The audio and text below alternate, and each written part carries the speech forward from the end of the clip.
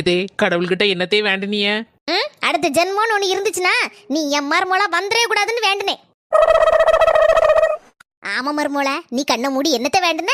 தே உங்களை மாதிரிலாம் நான் கிடையாது தே. நீங்க தான் என்ன வேண்டாம் வேண்டான்னு ஒதுக்கிதிய. என்ன அடுத்த ஜென்மத்துல கூட மருமோளா வரப்படாதுன்னு நினைச்சு வேண்டிட்டு இருக்கிய. ஆனா நான் உங்களை எப்பவுமே என் பக்கத்திலே வச்சுக்கணும்னு நினைக்கேன் தே.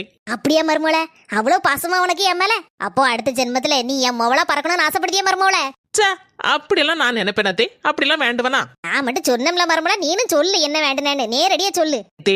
அடுத்த ஜென்மம்னு ஒண்ணு இருந்துச்சுன்னா நான் உங்களுக்கு மாமியாரா வந்து இங்க என்ன எப்படியெல்லாம் ஆட்டி படைக்கல இந்த ஜென்மத்துல, அதே மாதிரி அதை விட 10 மடங்கு உங்களை ஆட்டி படைக்கணும் மாமியாரா இருந்து.